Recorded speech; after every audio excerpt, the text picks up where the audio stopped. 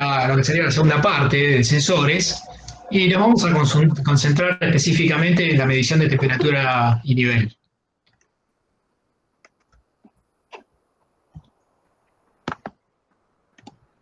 Vamos a ver que podemos subdividirlos en grandes rasgos, en bimetálicos, termoresistencias, termistores, termopares y algunos métodos sin contactos.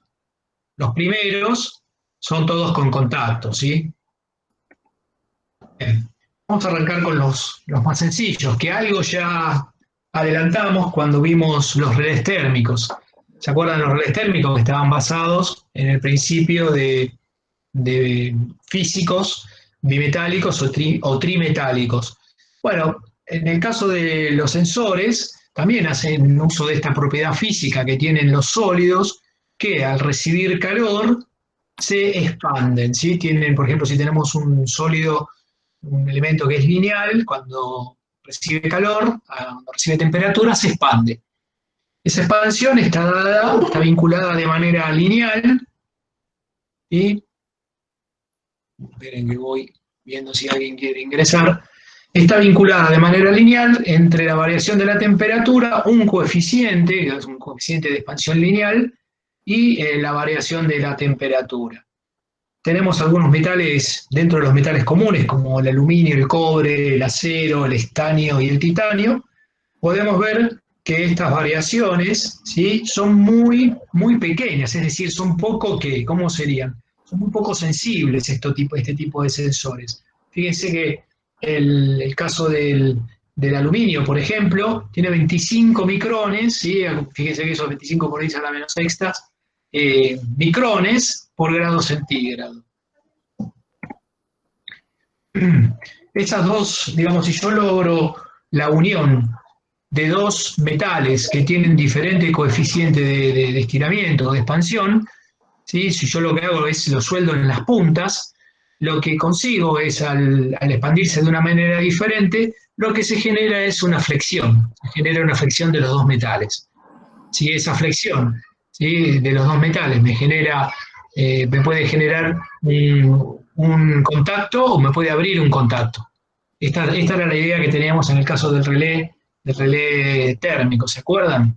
Bueno, en el caso de los sensores vamos a utilizar esta propiedad para generar, por ejemplo, lo que sería una deflexión de una aguja, ¿sí? Si esa lámina bimetálica yo la dispongo de manera helicoidal y la someto a una variación de temperatura, se va a producir esa diferencia de expansión de los metales que componen la lámina bimetálica y eso me va a generar, por ejemplo, una rotación de un eje. Esto podría llegar a ser, por ejemplo, un elemento de medición de temperatura con aguja. Fíjense, volvamos un poquito a la placa anterior, que el rango es bastante amplio, o sea, pero bueno, hay sensores que vamos a ver que tienen un rango bastante superior a este. Fíjense, por ejemplo, que estarían entre los menos 20, menos 40 a 500 grados centígrados el rango. Y en cuanto a la precisión, no son muy precisos, fíjense que es una precisión del 1%, no es una precisión buena, ¿sí? Y bueno, pueden utilizarse, digamos, haciendo uso de este fenómeno, tenemos las termoresistencias, ¿sí? Las termoresistencias es otra cosa. Aquí terminaría la parte de termómetros bimetálicos, ¿sí? Esto es muy sencillo, son los más comunes, los más sencillos, y es bastante utilizado en mediciones. La pregunta que quería hacerle, ¿qué tipo de medición arroja este sensor, por ejemplo, que estamos viendo acá? ¿Qué es analógico, digital? ¿Qué tipo de salida está ofreciendo? Si estoy hablando de un rango de menos 40 a 500 grados centígrados, ¿qué les parece que es? ¿Analógico? Analógico, ¿no es cierto? O sea, yo tengo todo un campo de medición entre un mínimo y un máximo, ¿sí? Y sería de contacto, ¿sí? Esto es un sensor analógico de temperatura y de contacto. Bien, ahora vamos a las termoresistencias. Las resistencias o RTD son las siglas de detector de temperatura resistivo. básicamente basan su funcionamiento en la variación de la resistencia eléctrica de metales con la variación de la temperatura. Esto, en algunos casos, son bastante lineales y arrojan una manera bastante precisa de medir la temperatura. Las características que tienen que tener los materiales con que construimos las termoresistencias, básicamente digamos, tienen que ser bastante resistentes a la corrosión y ambientes hostiles, porque como son elementos de contacto, esto va a estar en contacto directo con lo que yo quiero medir. Obviamente, como todo sensor, queremos que tenga un comportamiento lineal, queremos que sean lo más sensibles posible, es decir, acuérdense lo que era la sensibilidad, ¿no? O sea, para pequeñas variaciones de temperatura, tener altos valores de variaciones de resistencia. Tienen que ser fáciles de fabricar y también tienen que ser estables. Estables, estamos hablando que con el paso del tiempo, acuérdense la deriva, ¿sí? Que no traten de no modificar su curva de funcionamiento. Fíjense que comparado con el caso anterior de los bimetales, el rango es, digamos, bastante más amplio, ¿sí? Nos vamos bastante más por abajo. O sea, podemos arrancar a hacer mediciones por abajo del 0 grados centígrados, de menos 200 a más 500. La gran diferencia que tienen con los anteriores es que son mucho más precisos. Son mucho más precisos. Fíjense que la precisión va del 0,1 grados centígrados hasta 0,001 grados centígrados. Y lo que sí, digamos, tienen muy baja sensibilidad, muy baja sensibilidad. Es decir, en este caso tiene 0,385 ohmios por grado centígrado. Son bajos, digamos, desde el punto de vista sensible, de la sensibilidad no son tan sensibles. Bien, hay una relación entre la resistencia y la temperatura. Supongamos que tenemos un material que a cierta temperatura tiene, ¿se acuerdan lo que era un coeficiente, la resistencia específica, ¿no? La resistencia específica, ¿se acuerdan lo que era? Tenía que ver con la longitud y el área. Nosotros podemos calcular la resistencia de un material como multiplicando la resistencia específica, multiplicándola por el largo de ese conductor y dividiéndola por el área. Bien. Entonces, para diferentes temperaturas encontramos que tienen diferentes resistividad específica o resistencia específica y que estas resistencias específicas están vinculadas de manera lineal. Este fenómeno permite que la relación entre la resistencia y la temperatura tenga una aproximación bastante lineal, dada por esta fórmula que está acá abajo. La resistencia va a estar dada por R0, que es la resistencia a 0 grados centígrados, por 1 más alfa por delta T, ¿sí? Donde alfa también es otro coeficiente, que es el coeficiente térmico del material. Aquí tenemos para diferentes metales, fíjense, para el platino, el níquel, el wolframio, que son, digamos, son metales especiales o raros, y el cobre, tenemos este tipo de resistividad y coeficiente térmico, ¿sí? Uno es el Rho y el otro es el coeficiente térmico, ¿sí? Que es el alfa que tenemos aquí. Bien, estos son los valores, fíjense qué valores tiene, ¿no? Y aquí abajo tenemos cuál es el comportamiento, la relación. Podemos ver, ¿qué podemos ver en estas curvas? La linealidad, ¿sí? Podemos ver la linealidad. Fíjense que uno de los más lineales, ¿sí? Es para el platino. Fíjense que en esta curva, que es negra entera, está dada para el PT100. El PT100 es un tipo de termoresistencia hecha con platino y su denominación de 100 hace alusión a que tiene una resistencia de 100 ohms a 0 grados centígrados. Bien. Acá está, en esta parte podemos ver cómo es el montaje y la forma constructiva de las termoresistencias, ¿sí? Básicamente tiene una especie de lanza que se conecta directamente en contacto con el elemento que queremos sensar su temperatura, ¿sí? Tiene una rosca en la cual va mecánicamente montado, ¿sí? Y tenemos un cabezal en el cual salen los conductores. Los conductores que salen de la resistencia pueden ser de 2 hilos o 3 hilos. Recordemos que los sensores en las características generales podían tener salida a 2 o a 3 hilos. En el caso de las termoresistencias, hay 2 de los hilos que están tomados del mismo punto. ¿Ven? Fíjense que el punto A es un extremo de la resistencia y el punto B y C son los extremos del otro extremo de la resistencia. Bien, ¿cómo condicionamos esa señal de salida? Bueno, lo que hacemos es, colocamos a la termoresistencia, o sea, el elemento con el cual queremos sensar, ¿sí? ¿Ven mi cursor o lo veo yo solamente? ¿Se ve, no? No, no se ve. Ah, ¿no se ve? Ah, ok. Me parecía, porque yo en la pantalla del presentador sí la veo. Bueno, fíjense que hay una de las resistencias, de las 4 resistencias que están en este puente de Winston, ¿sí? Acuérdense lo que era un puente de Winston. Era una disposición de 4 resistencias puestas de esta manera. Y si tenemos 3 de esas resistencias que tienen un valor conocido, la cuarta podría llegar a ser la termoresistencia, que es el elemento sensor que estamos utilizando como elemento de medición. Bueno, hay una fórmula que vincula las 4 resistencias, teniendo el conocimiento del valor de 3 de ellas, podemos calcular el valor de la cuarta resistencia, que en nuestro caso sería la incógnita, que es la que nos daría el valor de la resistencia asociada a una determinada temperatura. Si conocemos cuál es el vínculo, la relación entre la resistencia y la temperatura, podemos calcular de manera indirecta el valor de esa temperatura. Acá tenemos cómo es la conexión a 2 hilos y a 3 hilos. ¿Sí? Arriba tenemos los 2 tipos de conexiones.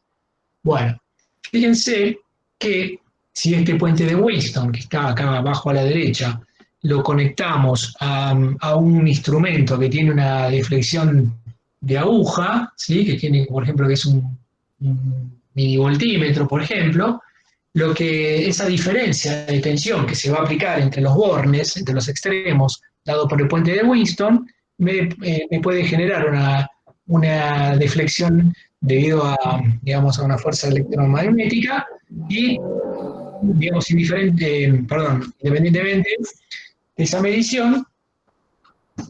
Un segundito que vino acá mi hijo, ¿valen? Estoy dando clases, amor. No quiero que alguien me acompañe. Ahora voy, ya termino y voy. Esto es en vivo. Bueno, esto forma parte de esta nueva experiencia. Como les decía, me distrajo. Esa variación de resistencia la podemos registrar en un puente de Winston y esa variación la podemos explayar en la deflexión de una aguja. Aquí abajo a la izquierda tenemos cómo sería la conexión del cabezal, ¿sí? Fíjense que tenemos 2 entradas o 3 entradas, depende si es a 2 o a 3 hilos. Después tenemos 2 bornes, que es para la conexión de la carga y la fuente de alimentación. Observen que donde dice carga, ¿sí? Que va puesta en serie, acuérdense que cuando teníamos que conectar la salida de un tipo de sensor analógico, la carga la colocábamos en serie. Acá es importante destacar que la carga que podría llegar a ser, por ejemplo, una entrada al PLC, tiene que estar acondicionada a un lazo de corriente de 4 a 20 miliamperes, ¿sí? No puede ser cualquier rango de corriente o de tensión. ¿Sí? Si la entrada es de tipo lazo de corriente, tiene que estar normalizada a 4 a 20 miliamperes. Si es de tensión, tendría que ser del tipo de 0 a 10 volts. En este caso, como la carga está en serie, ¿sí? Es un lazo de corriente. Bueno, acá tenemos una clasificación que está basada en el tipo de material, ¿sí? Por ejemplo, en el caso del platino, podemos clasificarlo como PT25, PT100, este gráfico, que es una de las más comunes y más utilizadas, que si se fijan, la ordenada al origen es 100. Esto tiene que ver con la definición que yo les di. Fíjense que a 0 grados centígrados, ¿sí? En el origen, el platino tiene una resistencia de 100 ohms. Esa es la definición de la PT100. Así podemos encontrar la PT100, PT400, 500, 1000 y 2000. ¿De qué va a depender de esto? Bueno, básicamente de la resistencia. ¿Y la resistencia de qué va a depender? Bueno, del espesor con que se haga el hilo, con que se construye, en este caso, la resistencia del platino, y el espesor y la longitud. Bueno, se calibran de una manera tal para que a 0 grados centígrados tengan esos valores, 25, 100, 400, etcétera. Y para cada uno de los metales subsiguientes, también, fíjense, tenemos para el tungsteno, el níquel, el cobre, todo va a depender del rango de medición que nosotros queramos hacer. Bueno, otro tipo de sensor de temperatura es el termistor. A diferencia del anterior, el termistor se basa en el principio físico de la variación que tiene la resistencia eléctrica con la temperatura, igual que anterior, pero en este caso no estamos hablando de un metal, sino que estamos hablando de un semiconductor. Es un semiconductor y no es un metal como en el caso de las RTD anteriores. Una de las diferencias principales que tiene el termistor con respecto a las RTD es que son muchísimo más sensibles, y se construyen con distintas aleaciones de semiconductores, óxidos de níquel, manganeso, zinc, cobalto, y pueden presentarse de dos maneras distintas, como con un coeficiente positivo de temperatura o un coeficiente negativo de temperatura. ¿Eso qué significa? Que ante incrementos de la temperatura, ¿sí? la resistencia puede aumentar. Fíjense que este gráfico ya lo habíamos visto cuando vimos protecciones de motores. Vamos a ver que existe una relación exponencial entre la resistencia y la temperatura. Para poder estudiar la linealidad, por lo tanto, tenemos que aplicar logaritmo, y lo que estudiamos es la linealidad del logaritmo de la resistencia y no de la resistencia de manera directa. Fíjense que en el caso de la PTC tiene un comportamiento lineal, pero en una sección muy específica, no es completamente lineal en todo su rango. Es muy acotado el rango que tienen este tipo de sensores. Fíjense que el rango para este caso es de entre menos 50 y los 150 grados. ¿Sí? Entonces no es tan amplio como en el caso de las anteriores, que iba de menos 200 a más 500. En algunos casos, lo que se hace para poder ampliar el rango es encapsularlo. Y al encapsularlo, ¿sí? Estas son pastillas muy diminutas, muy chiquitas y además son muy baratas. Estas son de las ventajas que tienen los termorresistores. Cuando se los encapsula se pueden alcanzar rangos bastante superiores. ¿Por qué? Porque la transmisión del calor, de alguna manera, el encapsulado lo aísla y de esta forma puede alcanzar mayor temperatura, mayor rango de temperatura. La mayoría de las aplicaciones, este tipo de termistores, se utilizan para rangos que están alrededor de los 25 grados centígrados, ¿sí? O sea, de lo que sería la temperatura ambiente normal. Y generalmente este tipo de termistores tienen mucho grado de aplicación en automotrices. Ahora vamos a verlo, ¿no? Bien, entonces vamos a hacer un poquito una conclusión de los termistores. Son dispositivos semiconductores, son altamente sensibles, pero son muy alineales. En el caso de las NTC, que tienen un coeficiente negativo de variación de temperatura, y en el caso de la positivo, tenemos que tienen muy elevada sensibilidad. Acuérdense de lo que era la RTD, ¿se acuerdan que era 0,385 grados 0,385 ohmios por grado? En este caso tenemos una variación de 100 ohmios por grado, o sea, aproximadamente 1000 veces o 700 veces más sensibles que la anterior.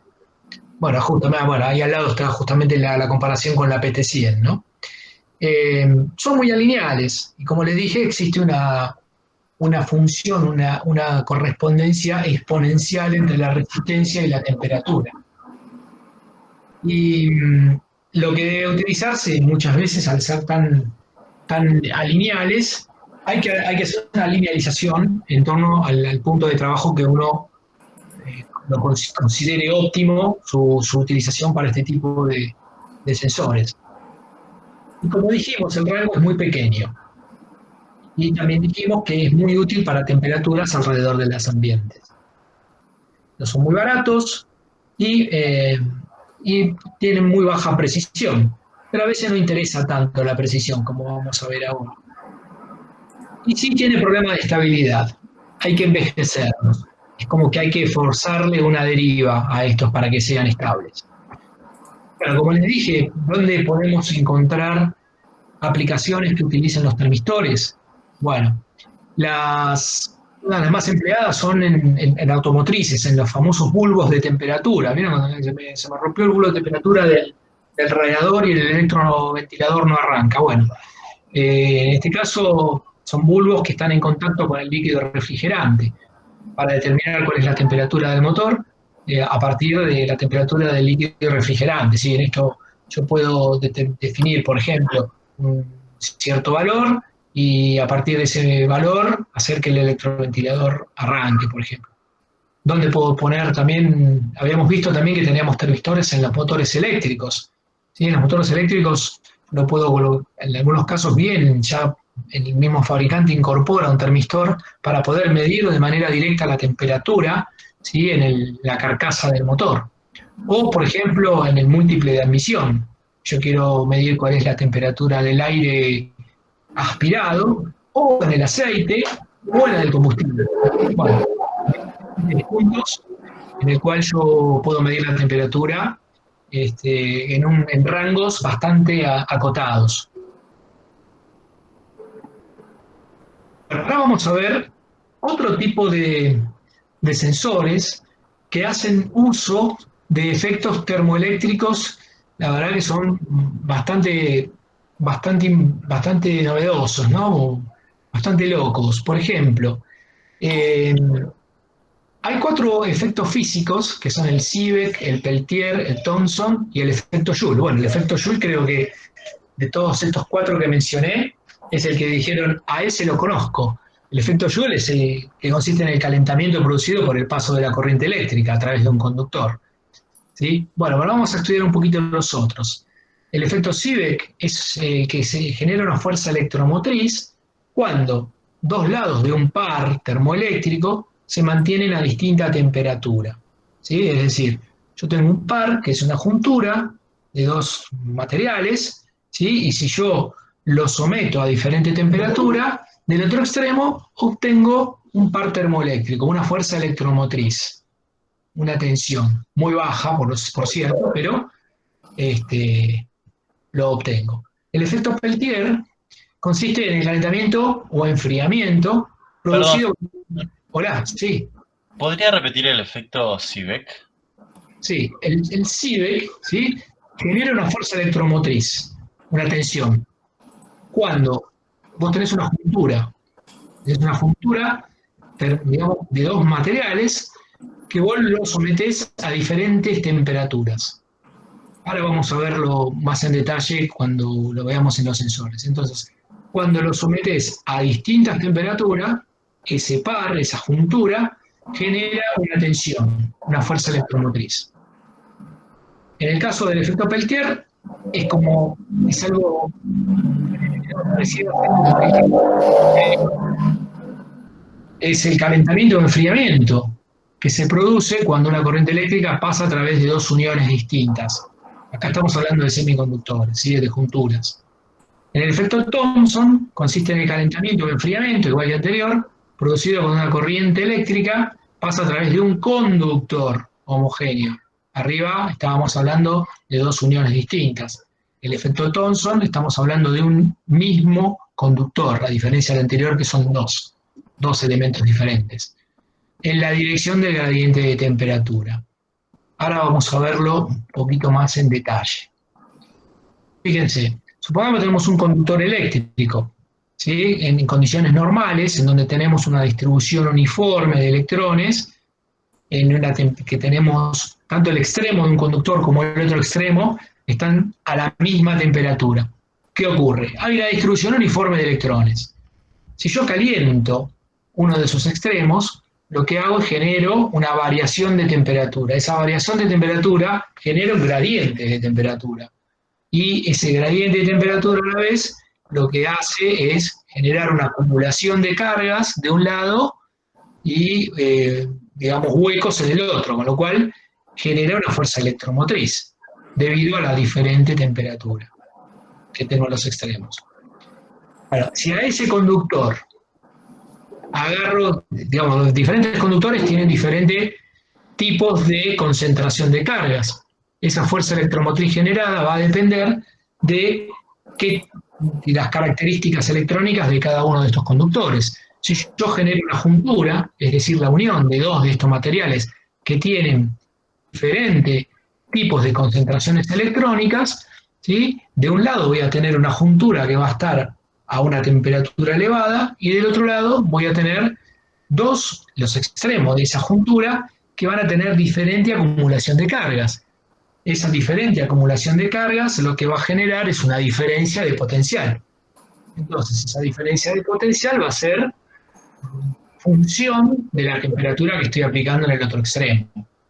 En esto se basan los efectos termoeléctricos, ¿sí? Al ser distintos los metales, esa diferencia de concentración de electrones genera mayor carga en un metal que en el otro, generando una diferencia de potencial. Perdón, Alejandro. Sí. Nos pide Andrés, nuestro profesor de la práctica, si lo puedes admitir. A ver. No lo veo. Quizás tiene... Bueno, le envío el mail de vuelta, quizás lo tiene mal. Dale, mandale bien la clave a ver si está poniéndola bien o está entrando en otro lado, porque no me está entrando el pedido de admisión. Ok. Bueno. Esto que vimos anterior, podemos hacerlo, digamos, simbólicamente en un circuito térmico. Tenemos un circuito térmico. Lo que se me está generando, básicamente, es una diferencia de potencial, que yo la puedo registrar con un minivoltímetro. Vamos a ver que estas fuerzas electromotrices son muy bajas y por lo tanto yo tengo que hacer una ampliación o una amplificación de esta diferencia de potencial.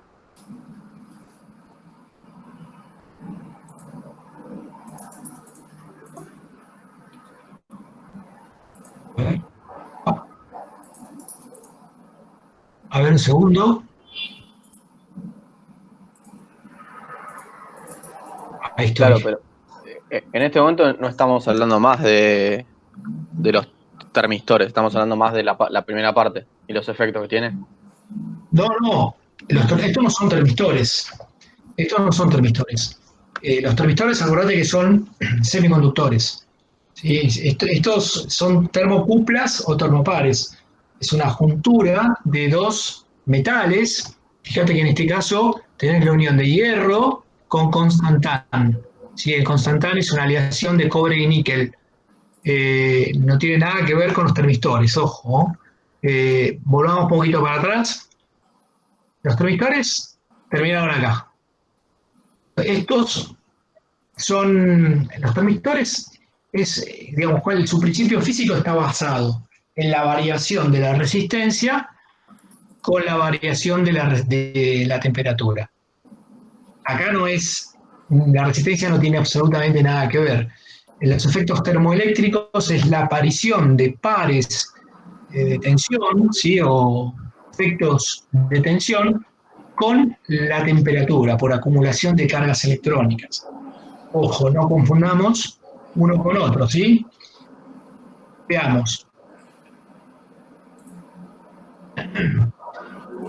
Como dijimos, yo tengo una juntura, es la parte que está sometida a 100 grados centígrados, la juntura de la izquierda, la sometemos a alta temperatura. Como son diferentes materiales, se van a generar diferentes acumulaciones de cargas ¿sí? En el otro extremo. En la figura de abajo podemos ver que si nosotros colocamos una especie de voltímetro, vamos a poder ver que vamos a poder registrar esa diferencia de potencial debido a diferentes acumulaciones de cargas que tienen los dos materiales por ser de diferentes conductores. Bueno, las termocuplas pueden combinar diferentes tipos de materiales. Digamos, las características que tienen que cumplir es que tienen que tener una relación lineal, son mucho más lineales que los termistores, eso sí es cierto. Tiene que tener una relación lineal entre la temperatura y la fuerza electromotriz. ¿Sí? Acuérdense que en el caso de los termistores yo vuelvo y hago siempre la comparativa de manera permanente. Los termistores me entregan una variación de resistencia con la temperatura. Las termocuplas me entregan una fuerza electromotriz, o sea, una tensión con la variación de la temperatura. ¿Sí? A ver un segundo que sigue ingresando gente. Bien. Y tiene que generar una variación en la salida que tiene que poder ser detectada, porque si no la puedo detectar, obviamente que no me sirve para nada. Las termocuplas o termopares pueden ser básicos, nobles y especiales, es una subclasificación. Y se clasifican con letras que van desde fíjense que en este caso el rango de las termocuplas, a diferencia del rango de los termistores, es otra diferencia abismal que tienen con los termistores tienen un rango muy acotado y se suelen utilizar alrededor de las temperaturas ambientes, digamos. Los termistores, perdón, las termocuplas pueden llegar, en el caso de las termocuplas tipo B, en un rango de 800 a 1800 grados centígrados, ¿sí? Y recuérdense que siguen siendo qué tipo de sensores, ¿de contacto o de no contacto? Vamos midiendo directamente el punto de contacto, ¿sí? 100 grados en este caso, midiendo temperaturas muy elevadas. El rango es muy elevado. ¿Dónde estoy? Me perdí. Un segundo. Y volvemos a la tablita esta. Ahí estamos. Fíjense que las tipo J son las que se suelen utilizar, por ejemplo, en los motores. ¿Se acuerdan cuando vimos protección de motores? Hablábamos de una termocupla tipo J. ¿Por qué? Porque el rango me alcanza y me sobra para poder detectar temperaturas excesivas dentro de un motor. El motor no va a llegar nunca a los 1000 y pico de grados. Ya si el motor está por arriba de los 200 grados o 150 grados, digamos, empieza a correr riesgo las aislaciones de ese motor. Fíjense que son muy poco sensibles, la sensibilidad es muy baja, 51,5 para el caso de la termocupla J, 51,5 microvol por grado centígrado. Fíjense la fuerza electromotriz que genera, ¿no? Son muy bajas, ni hablar de la tipo R o S, son 6 microvol por grado centígrados. Claramente que tengo que poner un acondicionador de señal y un amplificador para poder llevar estos microvol por grados centígrados a lo que me exige un PLC, por ejemplo, que es de 0 a 10 volts. ¿Sí? O sea, imagínense que para poder llevar tengo que acondicionar esa señal dentro del rango donde tiene un comportamiento lineal para poder medir de manera correcta y lineal.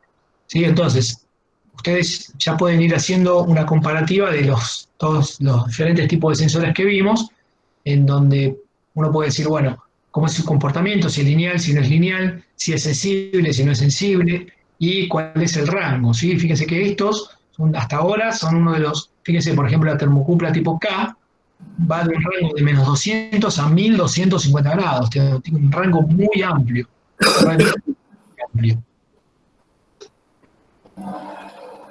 Respecto a la precisión, no son muy precisas, pero a veces, teniendo en cuenta que el rango es tan amplio, con tener un 0,5% es bastante, digamos, de un rango de 0 a 750 grados, digamos, puede ser bastante aplicable en un campo de acción bastante amplio, ¿cierto? Bueno, aquí tenemos para los casos J, K, R, S y W, cuál es el rango y la precisión. Una cosa, observen que la termopar J es muy afectada por la corrosión. En la medida, la K ya tiene buena resistencia a la oxidación, ¿sí? Y en el caso de las más altas, ¿sí? De las R, S y W, son mucho más, o sea, lo que sería platino, bueno, wolframio, renio y esos elementos raros, ¿sí? Son bastante más resistentes a las atmósferas oxidantes. Tienen buena resistencia a la oxidación. Bueno, aquí tenemos diferentes tipos de aplicaciones, ¿sí? Fíjense, bueno, acá está lo que yo les decía antes, ¿no? La N, por ejemplo, se utiliza en aplicaciones donde el anterior, que sería el K, tiene problemas de oxidación. La T ya es adecuada para atmósferas oxidantes, por ejemplo, atmósferas salinas. ¿Sí? Entonces, y las R y las S están más enfocadas para lo que serían altas temperaturas, porque el límite superior al rango, como vimos, era bastante elevado. Bueno, ahí tenemos los diferentes tipos de aplicaciones. Acá tenemos las curvas. ¿Sí? Como fíjense que son bastante, la mayoría son bastante lineales. Son bastante lineales, con lo cual son sensores muy nobles las termocuplas. Y fíjense que tienen un rango de 0 a 1800 grados, ¿sí? Lo que significa que la salida puede ser de 80 milivolts como mucho, menos. Eso es necesario adaptarlas. ¿Cómo las vamos a adaptar? Los transmisores. Estos son elementos electrónicos, como vimos en el caso de las termoresistencias, ¿sí? Como el caso de la PT100, en donde yo tengo un par de bornes, en donde yo tengo que armar un lazo. ¿Sí? De un lado pongo la fuente de alimentación y pongo la carga, que la carga podría llegar a ser, por ejemplo, la entrada de un PLC, ¿sí? Y armo un lazo pasando por esos dos bornes, los bornes PS- y PS+. Recuerden que siempre es importante tener en cuenta que ese elemento, en este caso el transmisor, lo que hace es acondicionar la salida de la termocupla, ¿sí? A un valor normalizado que me permita, que me exige el fabricante, por ejemplo, del PLC. El fabricante me va a decir, yo creo que el elemento sensor que vos conectes a la entrada analógica de ese PLC tenga un rango de 0 a 10 volts correspondiente a el rango de temperatura de tantos grados a tantos grados. Pero la salida tiene que ser, la salida del sensor, que va a ser la entrada del PLC, tiene que ser de 0 a 10 volts, si es en caso de tensión. En este caso, que es un lazo de corriente, tiene que estar normalizado por 4 a 20 miliamperes. Bueno, vamos a hacer una pausa aquí, porque ya vamos a pasar a la parte de detectores de nivel. Entonces, vamos a hacer una pausita para poder respirar un poco, para poder atender consultas, y seguimos en 5 o 10 minutitos. Ale, ¿Sí? aprovechá que están todos ahora y comentar el tema del parcialito. Ah, sí, perfecto, sí. Sí, lo que habíamos comentado un poco más temprano es que la clase que viene, hoy vamos a terminar con sensores. Posiblemente no dé todos los sensores. Lo que no dé lo voy a colgar en YouTube. Si bien en el campus ya están todas las presentaciones, incluso la de caudal. Caudal no lo vamos a dar en las teóricas, ni tampoco lo vamos a evaluar, pero sí lo vamos a dejar en el campus para aquellos que lo necesiten, por ejemplo, para su trabajo práctico, si tienen alguna medición de caudal, y obviamente que cualquier consulta que quieran hacer la pueden realizar con nosotros o con los ayudantes, pero está disponible. Pero este cuatrimestre no vamos a dar la teórica de caudal, es bastante extensa, y la verdad que preferimos enfocarnos más en lo que viene, que es la parte de PLC. Y lo que les decía es, la semana que viene vamos a dar la teórica de neumática, posiblemente lleve una o dos, yo creo que con una va a alcanzar, con una clase teórica de neumática, y la otra semana vamos a tomar un cuestionario, vamos a hacer una mini evaluación en el horario de la teórica, en donde vamos a tomar algunas preguntitas conceptuales de todo lo que se vio hasta la semana que viene, ¿no? Se va a incluir temas de sensores, de lógica cableada, de neumática, en fin, van a ser preguntas muy conceptuales, más que nada para que ustedes mismos puedan hacer una autoevaluación de su grado de conocimiento. La pregunta que me imagino que debe estar pasando por la cabeza de la mayoría es, ¿eso va con nota? ¿Esa nota la van a tener en cuenta? ¿Va a ser una evaluación? Bien, vamos a ponerle una nota que va a ser una nota de concepto, ¿sí? Y en principio va a ser una nota que va a quedar a consideración. ¿Qué significa que va a quedar a consideración? Hoy por hoy la facultad nos dice la evaluación tiene que ser presencial, con lo cual eso no va a ser una nota de parcial, pero sí va a ser tenida en cuenta, porque si el día de mañana dicen, bueno, la nota del TP más la nota de cualquier parcialito que hayan tomado, puede llegar a ser importante o a incluirse digamos, con la evaluación presencial.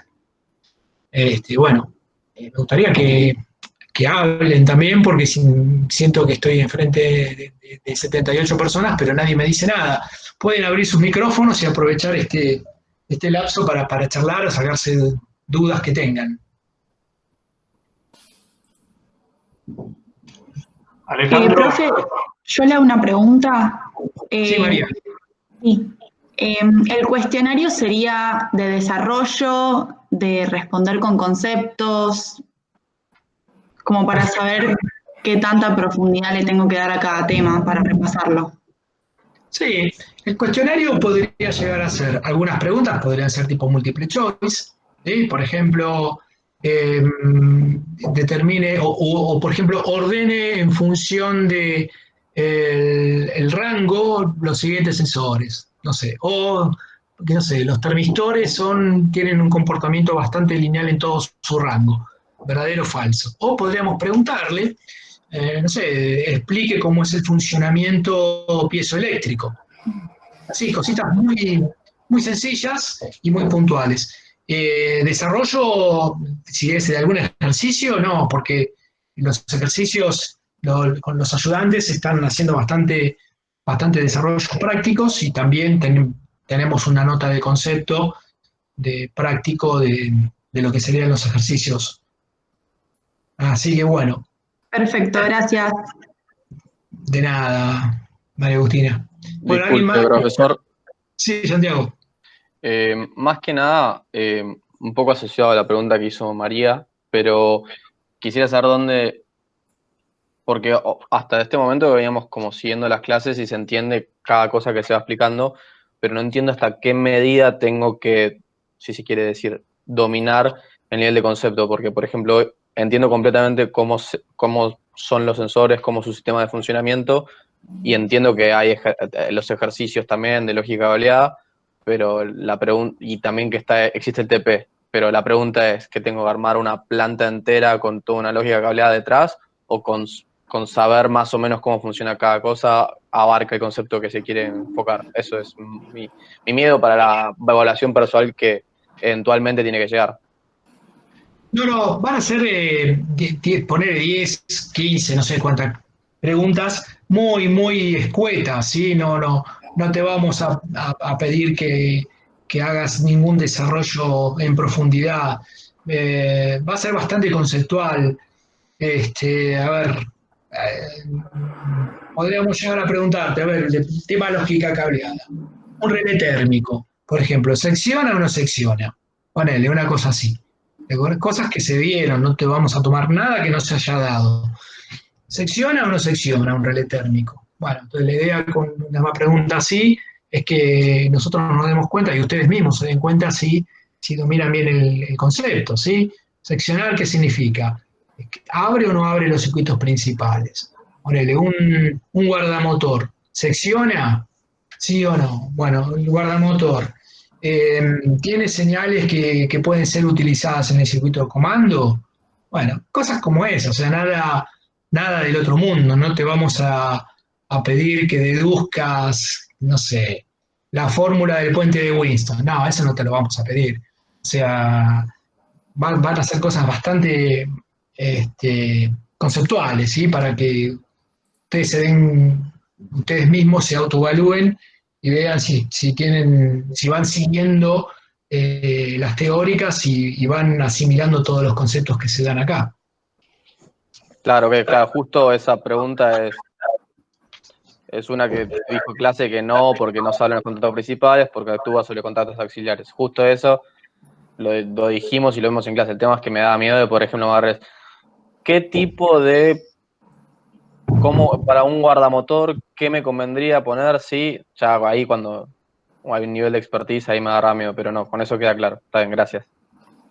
Quédate tranquilo, la idea es, tampoco va a ser descalificante esto, ¿no? O sea, la idea es que, como te dije antes, que sea más una autoevaluación para ustedes mismos, que vean dónde están parados. O sea, con la parte práctica estamos cubriendo el desarrollo de las aptitudes de programación, por llamarlo de alguna manera, y de selección con el trabajo práctico estamos cubriendo las necesidades de aprendizaje de selección del hardware. Y después vamos a ver la parte de PLC, vamos también a profundizar un poco más en la parte de programación. Y con estas evaluacioncitas lo que vamos a hacer, vamos a complementar los conocimientos teóricos. Esto un poco viene va atado a la modalidad que estamos evaluando, ¿no? Yo le doy clases a 80 personas. ¿Cómo evalúo si realmente cómo cierro el lazo? Ahí está, vamos a utilizar un término nuestro. Yo necesito cerrar el lazo para saber si lo que yo les estoy explicando llega a ustedes.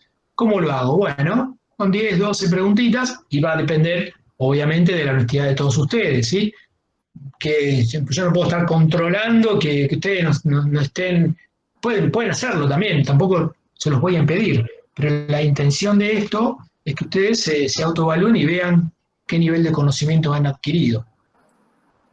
Bueno, vamos a esperar 5 minutitos más, si quieren, o arrancamos con la segunda parte, pero si tienen alguna otra duda, bienvenida sea.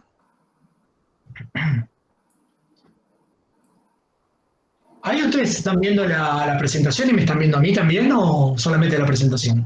Porque yo no veo... A las dos cosas. Que veamos. ¿Ambos? Sí. Ah, perfecto, sí. Bien. Muy bien. Tengo una consulta. Sí, Josefina. Dijiste que el parcialito era todo teórico, ¿no?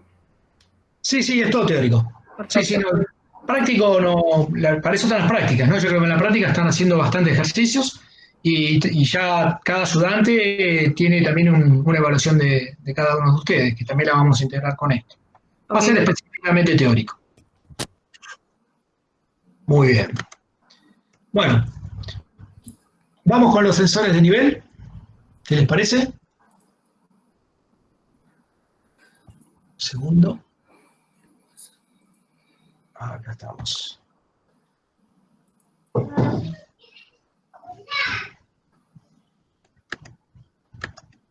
Bien. Vamos a ver que esta primera parte, estos que ven aquí en esta placa, son sensores, a ver, díganme ustedes. Primero, por ahí lo dice, ¿no? Son de contacto, ¿no? Y la salida es discreta, ¿sí? Es decir, no me va a decir si lo que quiero medir es un nivel. Estos 3 sensores que se están presentando aquí, capacitivo, vibratorio y conductivo, no me van a decir el nivel, ¿sí? Sino que me van a determinar un nivel mínimo o un nivel máximo. Y no es de medición continua este tipo de sensores que vamos a ver al principio. Bueno, los conductivos, ¿sí?, basan su principio de funcionamiento ¿sí? Cerrar un circuito, por eso son conductivos, entre dos electrodos.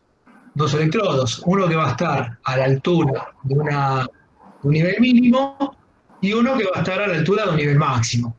¿Sí? En este caso, lo que yo puedo tener, digamos, ¿cuál es la característica que tiene que tener el elemento que voy a medir? Es medio obvia, ¿no? Esta podría ser una pregunta, ¿no? Por ejemplo, en el parcialito. ¿Cuál es la característica del elemento que yo tengo que tiene que cumplir el elemento que voy a medir si voy a utilizar un sensor conductivo? Es medio obvia, ¿no? Claro, tiene que ser conductor. Exactamente, tiene que ser conductor, porque si no es conductor, si lo que estoy midiendo es aislante, no me va a cerrar el circuito.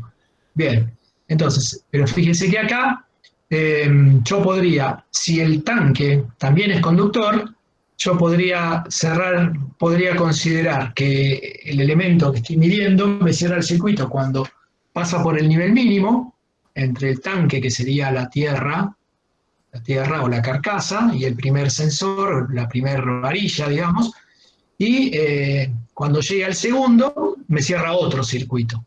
Bien, esto no tiene mucha ciencia, ¿no? Pero sí tiene que estar midiendo un elemento conductor. Bueno, estos son muy interesantes. La horquilla vibrante. La horquilla vibrante hace uso de un fenómeno físico que es el efecto piezoeléctrico. ¿En qué consiste el efecto piezoeléctrico? Si yo le puedo suministrar una tensión y el elemento piezoeléctrico me devuelve una fuerza o una deformación. O viceversa. ¿Sí? Yo le puedo aplicar una fuerza o una deformación y me entrega una tensión. Basado en este principio, la horquilla vibrante lo que hace es coloca dos o varios elementos piezoeléctricos que tienen esta propiedad de deformarse y entregar una tensión, ¿sí? Con otros elementos aislantes, ¿sí? Por ejemplo, es una cerámica. Y estos elementos yo los coloco, los dispongo sobre una base, sobre una membrana. Y si yo, por ejemplo, le podría aplicar una tensión alterna a estos elementos piezoeléctricos, y lo que va a generar es una suerte de vibración sinoidal a la frecuencia resonante, a la frecuencia fundamental de la tensión con la cual yo le estoy aplicando. Y si esa frecuencia, esa vibración, la transmito mecánicamente a un par de horquillas, esas horquillas van a estar vibrando a la frecuencia de la tensión con la cual yo estoy alimentando. ¿Hasta ahí estamos bien?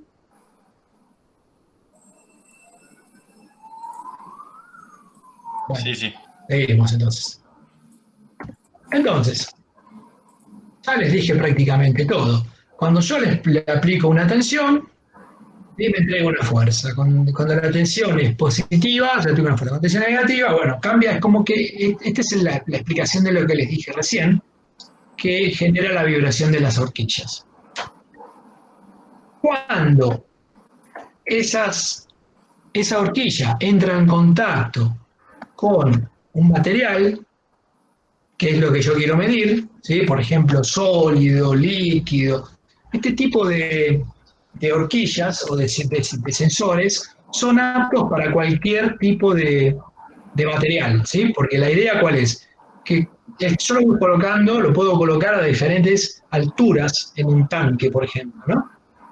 Cuando el contenido de ese tanque hace contacto con las horquillas, lo que le genera es una interferencia en esa vibración mecánica que tenía. Esa vibración mecánica, al ser alterada, genera también a través del fenómeno piezoeléctrico una variación en la tensión que yo le estoy aplicando. Esa variación es detectada y convertida en una señal de detección. Las ventajas que tienen las horquillas son las que están presentadas en esta placa, ¿sí? No requiere ajuste y son independientes de las propiedades del producto, ¿sí? En el caso anterior teníamos que usar un producto que sea conductor para poder usar un sensor conductivo. En este caso no, porque en este caso lo que se afecta son directamente las propiedades mecánicas de la horquilla vibrante. Bueno, y son independientes de la densidad, de la viscosidad, etc. Ahí tenemos diferentes tipos de horquillas de distintos fabricantes, ¿sí? ¿Te hago una pregunta? Sí, A ver si entendí bien. Entonces, esta horquilla vibrante está vibrando por el efecto piezoeléctrico y bueno, cuando el líquido toca la horquilla, se afecta esa vibración, o sea, cambia la vibración y eso es lo que detectás. exactamente. Ok. La frecuencia generalmente de vibración es lo que va a cambiar. Suponete que la horquilla está vibrando en el aire y vos querés detectar líquido. Cuando el líquido, digamos, cuando la horquilla queda sumergida en el líquido, suponete que esté a la mitad del tanque, pues, dispuesta así de manera, se puede colocar tanto vertical como horizontal, de cualquier manera, ¿no es cierto? Si vos la colocás en el tanque en un costado, ¿sí? Bueno, cuando el líquido la alcanza, modifica la frecuencia de vibración. ¿Por qué? Por el rozamiento que tiene con el líquido mismo, o el sólido. Entonces, ahí ya detectó, y al detectar, también esa diferencia, esa variación en la frecuencia es detectada, amplificada, y lo que te hace es que abre o te cierra un contacto. Esa es la otra pregunta que podríamos llegar a hacer. Por ejemplo, una horquilla vibrante, ¿qué tipo de salida entrega? ¿Una salida continua o analógica? Esa podría llegar a ser otra preguntita del... Vamos a ir, le voy a ir tirando así preguntas tipo que podríamos llegar a tomar en el parcialito para que no se asusten. Por ejemplo, una horquilla vibrante sirve para detectar un nivel continuo o discreto en un tanque. Bueno, discreto. ¿Por qué? A lo sumo te diremos ¿por qué? Justificar. ¿Quedó claro? Claro, solo en la presencia o no de fluido. Exactamente, son on-off, ¿sí? Son sensores on-off, sí o no, detecta o no detecta. Por eso ahora vamos a empezar a ver, hasta ahora todos los que vimos, como les dije en la primer placa, eran de detección discreta, es decir, pasa o no pasa, detecto o no detecto, está o no está. Ahora vamos a ver la medición un poquito más compleja, es decir, si yo quiero en un tanque tener una medición continua, ¿sí? Del nivel, bueno, vamos a utilizar diferentes tipos de sensores basados en otros principios físicos. Los ultrasónicos, los de microondas, tipo láser y tipo radiación. Bueno, todos estos basan su principio, la mayoría, en el principio, primero su medición sin contacto, ¿no? A diferencia de los anteriores que requería del contacto. En algunos casos, además del contacto, de la conducción. Por ejemplo, en el caso del conductivo, si no hay, por más que haya contacto, si lo que estoy midiendo no es conductor, tampoco me sirve. Estos son mediciones sin contacto. ¿Por qué? Porque emiten una onda y lo que miden es lo que se llama el tiempo de vuelo. Tiempo de vuelo en que una onda, que puede ser una onda sónica o puede ser una onda ultrasónica o puede ser una microonda, en el caso de radar, bueno, va a ir, va a reflejarse sobre el elemento que yo quiero medir y va a volver. Entonces, el tiempo de vuelo va a ser 2 veces la distancia recorrida. ¿Sí? Por eso, ahí está en esa fórmula, dice que el tiempo es igual a 2 veces de la fórmula de velocidad, eso se despeja obviamente de la fórmula de velocidad, espacio sobre tiempo, y tener en cuenta que se recorre 2 veces la distancia que yo quiero medir. Y después, bueno, obviamente por diferencia de la altura del tanque, yo puedo calcular cuál es el nivel, ¿no? Lo que necesito saber es cuál es la velocidad en la que está viajando esa onda. Si es una onda de sonido, va a viajar a la velocidad del sonido. Si es una onda de radar o electromagnética, va a viajar a la velocidad de la luz. Y luego se calcula la distancia. Ahora vamos a ver que dentro de estos sensores que presenté, tienen diferentes tipos de ventajas y desventajas. Y a partir de esta medición, se puede calcular el nivel y el volumen. Y la densidad también, vamos a ver.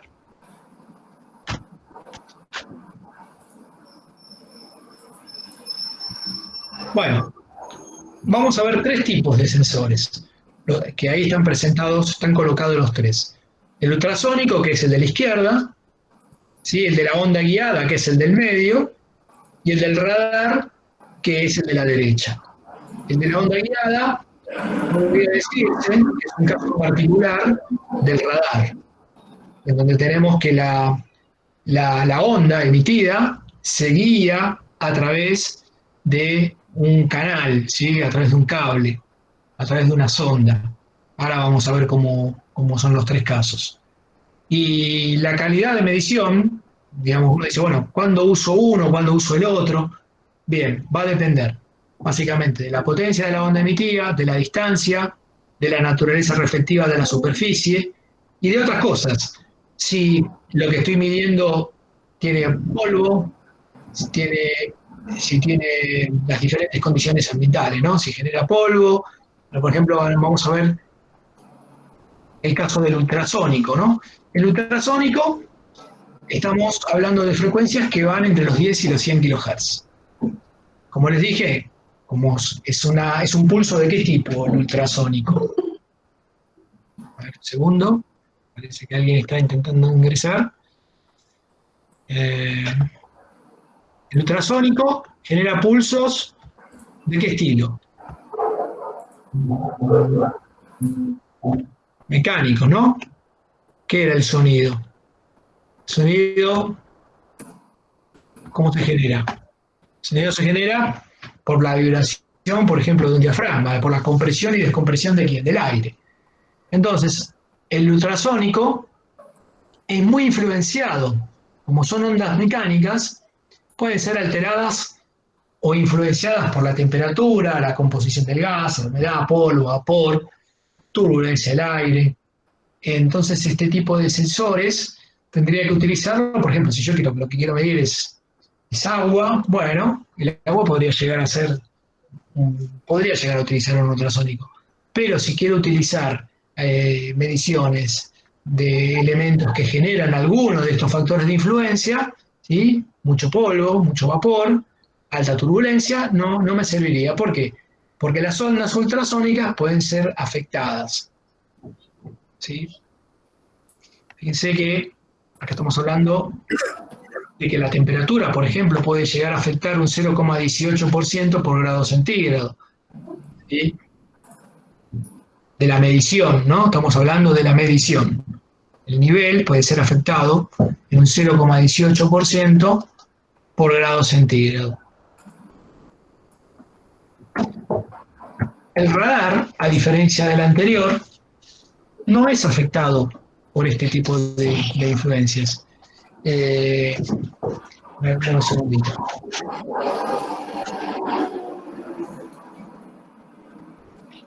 Entonces, préndeme la luz, por favor. No es afectado por la presión, por la temperatura, la densidad, el movimiento del aire, todo esto. ¿Por qué? Porque lo que se emite no es una onda sonora, sino que es una onda de radar. Una radar que viaja a frecuencias del orden de 5.8 a 24 GHz. Ahí estamos hablando de microondas. Y a diferencia de lo anterior, estamos hablando de la velocidad de la luz. O sea, esto está viajando a la velocidad de la luz. Estamos hablando de otro tipo de sensor totalmente diferente. Lo que sí puede llegar a influenciar en el caso del radar, como acuérdense que la luz, según el gran Albert Einstein, podría ser interpretada también como una onda electromagnética, ¿sí? Y puede llegar, en ese caso, puede llegar a ser influenciada por la conductividad y la constante dieléctrica de lo que se desea medir. Estos son todos analógicos, ¿no? Perfecto. Sí, acordate que cuando arrancamos estábamos hablando de medición continua, ¿no? Cuando hablamos de una medición continua, estamos hablando de una salida del tipo analógico. Vuelvo a decirle de vuelta lo mismo, la salida analógica tiene que estar normalizada y eso se va a encargar, digamos, eso ya viene el mismo sensor, el mismo fabricante nos va a decir de 4 a 20 mA. Ahora vamos a ver algunos ejemplos en donde aclaran que la salida, por ejemplo, es de 4 a 20 mA. Bueno, esta placa ya la vimos. Vamos al caso de microonda guiada. Entonces, básicamente es igual que la anterior, pero usa el mismo concepto, ¿no? Emite una onda de tipo radar, pero a través de una onda, de una guía, perdón, de una guía, y se emiten pulsos de, digamos, de punta a lo largo de un cable coaxil, puede ser aquí tenemos un ejemplo de, a la derecha, abajo, de un fabricante. Y básicamente lo que se mide también es el tiempo de vuelo, pero acá tiene que hacer una cuenta, porque se mide la onda emitida que llega hasta el fondo de la guía, ¿sí? Que sería la que baja, pero también tiene que calcula, digamos, la reflejada en el elemento que yo quiero medir. Después, para poder calcular el nivel, obviamente tengo que hacer la diferencia. Tiene una ventaja que, con respecto al radar, me decía, bueno, pero ¿por qué uso esto, no uso el radar? Bueno, porque con respecto al radar me independizo totalmente de las condiciones de la atmósfera que tengo adentro del tanque. ¿Por qué? Porque la onda viaja dentro de una guía, y dentro de la guía sé que las condiciones no van a ser alteradas por lo que tengo fuera de la guía en sí. Por lo tanto, no se ve afectado por las fluctuaciones de la conductividad, ni del polvo, ni de nada de eso. Entonces dice, bueno, esto parecería ser para SEA, ¿no? Que es lo ideal. Pero sin embargo tiene alguna desventaja, que podría llegar a ser otra preguntita. Ahora vamos a verla. Bien. Vamos a ver que esto trabaja en el orden de los 2 GHz, ¿sí? La velocidad del pulso también, como dijimos que era como si fuera un radar, viaja a la velocidad de la luz. La distancia de vuelo, el tiempo de vuelo, bueno, es la misma de siempre, pero en este caso vamos a utilizar la velocidad de la luz. Y los factores de influencia en este caso son específicamente la conductividad. ¿Qué significa esto? Ahora vamos a ver. Vamos a esta otra. Bueno, cuando nosotros emitimos la onda, ¿sí? Tenemos dos reflexiones. Una que es sobre el elemento que queremos medir y otra que es la que llega hasta el fondo de la guía. Lo que sí es importante que la primera reflexión debe ser sobre un medio no conductor. Esta es la mayor desventaja que tiene este tipo de utilización de microondas. En cambio, en el radar no puede ser cualquier cosa. Y la otra reflexión tiene que ser sobre un medio conductor, por ejemplo, el fondo del tanque. ¿Sí? Bueno, en este caso, este tipo de microondas guiadas son óptimas para medición de sólidos. ¿Ok? Tiene bastante aplicación en la industria, como silos de granos, plásticos, silos de cemento, etc. Y incluso en condiciones típicas, o sea, no son afectadas como el polvo o el ruido, o el cambio en la constante dieléctrica. ¿Sí? El cambio en la constante dieléctrica. Tenemos otro ejemplo. Una consulta.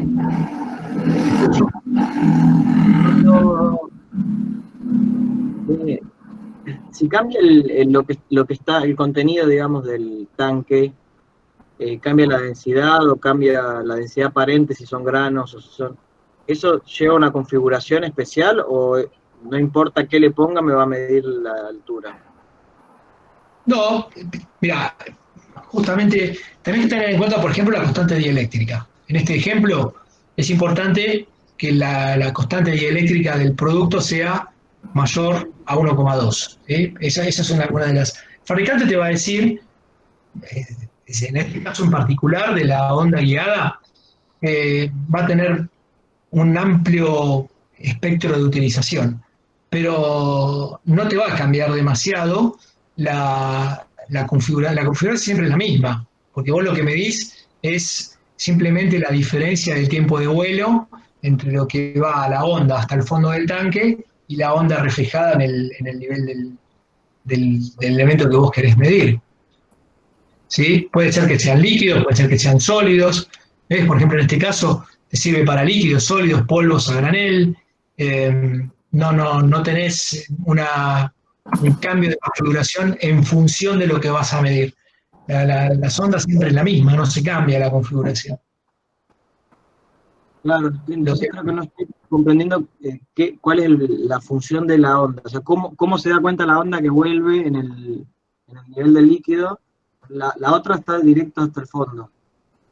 Pero la que rebota ¿por qué? Porque deja de vibrar algo, no termino de comprender. No, porque encuentra una superficie que la refleja. Es como si fuera el radar para detectar un avión. Claro. Mirá, Es una superficie reflectante, la onda rebota, vuelve distorsionada, por supuesto, pero hay un equipo electrónico que va detectando el tiempo que tardó en emitir la onda que emite y la onda que recibe. Y en base a eso detecta la distancia que se encuentra el objeto. claro, fíjate, vamos a ver la diferencia con respecto a la del radar. El radar, la onda emitida y la reflejada recorre el mismo espacio, ¿sí? Sobre la superficie del líquido que vos, o lo líquido o sólido, lo que vayas a medir, recorre el mismo espacio. Pero en la de la onda guiada, fíjate en este gráfico, fíjate que la onda que tenés a la izquierda, la onda que va emitida, digamos, llega hasta el final de la sonda o de la guía. Mientras que la blanca que está a la derecha rebota, ¿sí? Y vuelve desfasada en la superficie del líquido, polvo o sólido que querés medir. Por lo tanto, para poder calcular el nivel, tenés que sacar la diferencia, ¿sí? De la distancia recorrida, le sacás la distancia de la onda reflejada, o sea, la distancia de la onda emitida menos la distancia de la onda reflejada, te da el nivel. No sé si se entendió. Sí, gracias. Perfecto. Bueno, volvemos a esta placa en donde le quería destacar que la parte, fíjense que la parte de abajo, la última dice que la salida es de 4 a 20 mA analógico, ¿sí? Después, bueno, habla de protecciones mecánicas, son normas que hablan de los efectos de las vibraciones mecánicas, obviamente algo que es fundamental en este tipo de sensores, que cómo son activos o pasivos. Esa es otra preguntita que podría llegar a hacer en parcialito. Nosotros le podemos presentar, por ejemplo, este tipo de hoja de datos, ¿no? O esta placa, y te digo, ¿este sensor es activo o pasivo?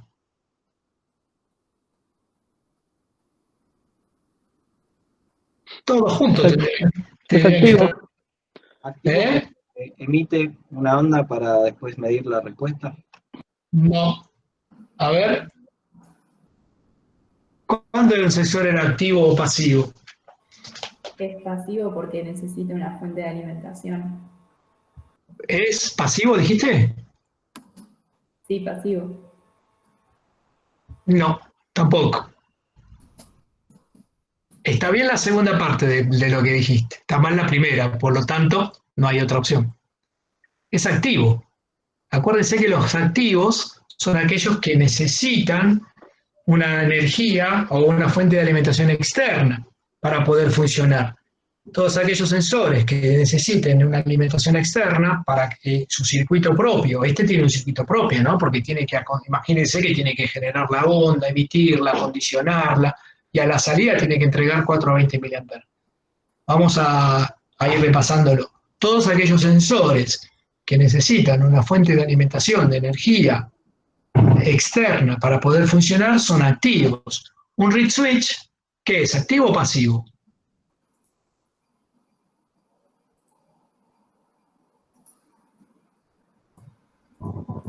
Pasivo. Es pasivo, ¿no? Los pasivos son aquellos en donde la energía, para que funcionen, ¿sí?, es suministrada por el elemento que yo deseo medir. O sea, justamente el reed switch es un sensor de tipo magnético. Ante la presencia de un campo magnético se excita, ¿sí?, y cierra sus contactos. Por ejemplo, una tarjetita RFI también necesita de un campo magnético para poder leer un código. Y no necesita de ninguna batería, de ninguna pila. Por lo tanto, es pasivo.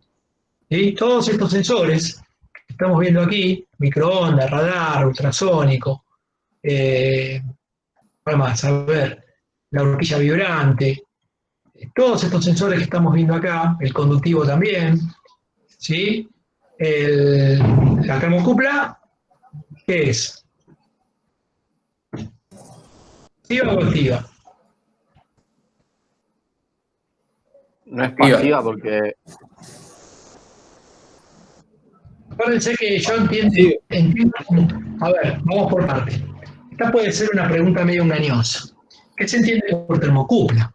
¿No? Pues yo como termocupla entiendo solamente el fenómeno físico de la juntura de dos materiales y que me entregan una fuente, una fuerza electromotriz, y bueno, ahí yo no le estoy dando ninguna alimentación.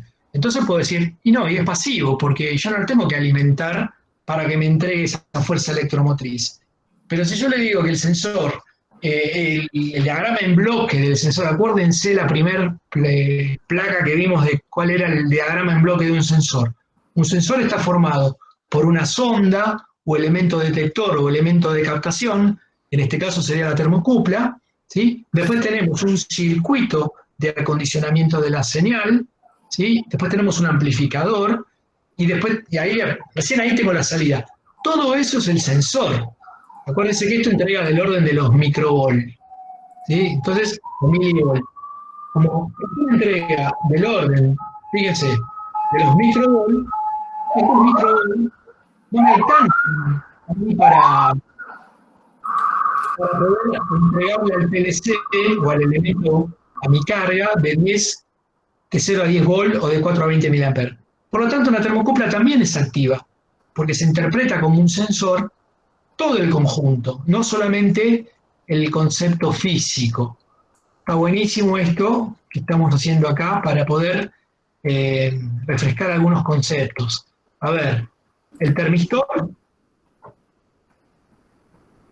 una variación de resistencia, ¿sí? Acuérdense que el termistor es un elemento, un semiconductor, ¿sí? O, digamos, reacciones de semiconductores, digamos, el fenómeno físico que los representa es la variación de su resistencia con respecto a la temperatura.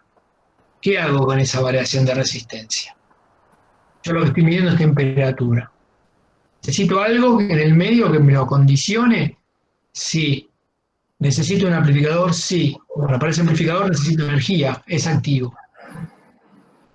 Todos activos estos sensores que estamos viendo. ¿Está claro? Pregunten, sáquense las dudas. Vamos acá, ¿no? Vamos a los capacitivos. Nos faltan seis plaquitas nomás y terminamos y nos va a quedar un tiempo vamos a hacer todo un debate ahora de esto. Los capacitivos hacen uso de la propiedad de la capacitancia de un capacitor. Si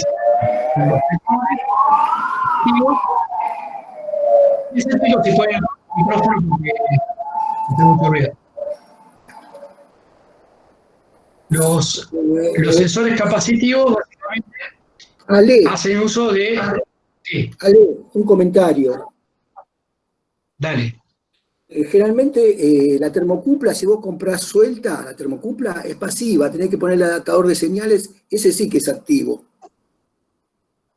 Si el conjunto, por eso... adaptador de señales más termocupla es activo. La termocupla por sí sola o la PT100 por sí sola son pasivos. Está bien, por eso es importante... Por eso hay que aclararlo bien, ¿no? Claro, es importante aclarar qué es lo que uno está entendiendo por el sensor en sí, ¿no es cierto? Claro, si compras el conjunto adaptador y sensor, es activo. Ahora, si compras solamente la termocupla y vas a conectar un PLC, va a ser pasiva. Bien, está muy bien la aclaración. Bueno, sigamos con los sensores de nivel capacitivo. La capacitancia es directamente proporcional al área de las placas e inversamente proporcional a la distancia que las separa. Por lo tanto, si los sensores lo que hacen es, tratan de buscar alguna modificación entre la distancia de esas placas o del área. Van modificando eso, modifico la capacitancia y como vemos que son directa o inversamente proporcionales, a partir de esa variación yo puedo generar un sensor.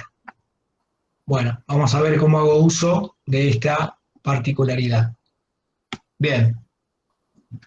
Supongamos que tenemos un electrodo que lo podemos interpretar como que es una de las placas del capacitor. Y el otro electrodo podría llegar a ser la pared del tanque. Bien, para utilizar este tipo de sensores de nivel capacitivo, en donde una de las placas es el propio sensor y la otra es la pared del tanque, tienen que ser tanques metálicos. Si no, no me sirve. Bueno, esta es otra limitación. Y este tipo de sensor es analógico o digital. Preguntando. Analógico. Analógico, ¿no? Porque existe como una capacitancia equivalente, entre comillas, que se va modificando, ¿sí?, en la medida que el líquido va subiendo o bajando. ¿Sí? Una capacitancia equivalente que está formada por el electrodo en sí del sensor y la pared del tanque. Y lo que modifica es que lo que mide es solamente lo que está fuera de la superficie, lo que está sumergido, ¿no? ¿O cuál es el concepto? No. Es una capacitancia distribuida en este caso. Tanto la que vos tiene que haber una equivalencia entre el nivel y esa capacitancia distribuida. Fíjate que lo que estás haciendo es cambiando qué cosa entre las placas de ese capacitor, de ese supuesto capacitor que se hace entre el sensor y la pared del tanque. ¿Qué estás cambiando? De los componentes del capacitor, vamos acá. Ahí La distancia. ¿El eléctrico? ¿Cómo? ¿El segundo? El eléctrico. El dieléctrico estás modificando ahí, ¿no es cierto?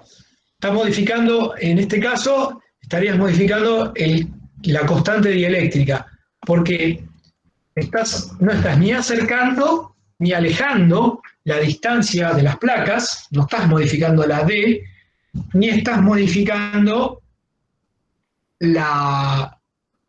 ¿cómo se llama? El área, ¿sí? En ese caso, la modificación, veamos esta placa, fíjense, ¿sí? Lo que estás modificando es la constante dieléctrica, ¿no? O el dieléctrico. Fíjense, en la medida que se va llenando, vos vas cambiando la constante dieléctrica, porque vos tenés la constante dieléctrica del aire, que es 1, y la constante dieléctrica del elemento que querés medir. Está midiendo con la pared del costado, ¿no? Con el fondo. Con la pared del costado. Acá dijimos que una de las placas es la pared del tanque. ¿Ves? Acá. Un electrodo es este y el otro electrodo es este. Y lo que está en el medio sería la constante dieléctrica. Y la constante dieléctrica queda definida por el K. No modificas la distancia, ni modificas el área simbólica que tendría en este caso, ¿sí?, la pared del tanque, porque no lo estás cambiando. Lo que sí estás cambiando es lo que tenés entre medio de esas placas. O sea, estás cambiando la constante dieléctrica. Y en esto sí hace falta especificar qué fluido vamos a usar. Claro, en ese caso sí, porque fíjate que esto sí, está perfecta, muy bien la pregunta. Comparada con el otro sensor, en donde era porque acá hay como, digamos, es dependiente de la constante dieléctrica de lo que vas a medir.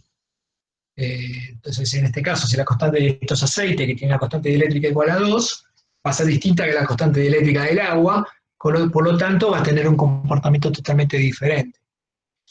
¿Y en la práctica para tal fluido o se puede configurar o cómo es? No, el fabricante te va a decir para qué constantes dieléctricas te tiene que entregar, siempre son curvas. Entonces, las especificaciones técnicas de estos sensores, la mayor parte está dada por curvas. Y te va a dar una curva para cada constante dieléctrica o para cada material que vas a medir, ¿sí? ¿Puedo preguntar? Sí. que no entiendo por qué haría falta especificar el material, por lo tanto la constante dieléctrica, si ya ser distinta del aire, ya sabemos que el nivel está por ahí y podemos medir el nivel del líquido, digamos. O sea, ¿por qué haría falta decir qué material es, qué líquido es? En realidad, a ver, si vos utilizás agua y aceite o utilizás otro tipo de material, te va a cambiar la constante dieléctrica. Al cambiar la constante dieléctrica, la salida de este sensor te va a dar otro tipo de representación. Si supongamos que sea lineal en todo el rango de medición, te va a dar una curva distinta. ¿Está bien? Entonces vos tenés que tener cuál es la función de transferencia para cada una de esas curvas. Claro, pero igual lo importante es que al ser distinta del aire, podemos definir entonces el nivel del líquido, sin importar cuál sea. Sí, pero acordate que esto es una medición continua, ¿sí? Sí. Es una medición continua. Entonces, si a vos no te dicen qué constante dieléctrica, qué es lo que estás midiendo, no sé, vas a tener rectas, supongamos, vamos al caso ideal de que las transferencias son rectas y vas a tener rectas con distintas pendientes. A vos no te dicen qué es lo que estás midiendo, capaz estás seleccionando una recta equivocada, ¿no? Una pendiente equivocada. Te va a decir un valor. Ahora, vos podés decir, bueno, no importa lo que estoy midiendo. Lo que sí, le pongo un sensor que me dice cuál es el máximo y cuál es el mínimo. Y si el comportamiento es lineal, listo, después extrapolo y ya está. Por regla de 3 siempre la puedo sacar también. ¿Se entendió? ¿Esta última parte? Sí. Perfecto. Bueno, así me gusta. Vamos, pregunten. Vamos ahora a este tipo. Esto lo tomamos mucho en las prácticas, ¿no?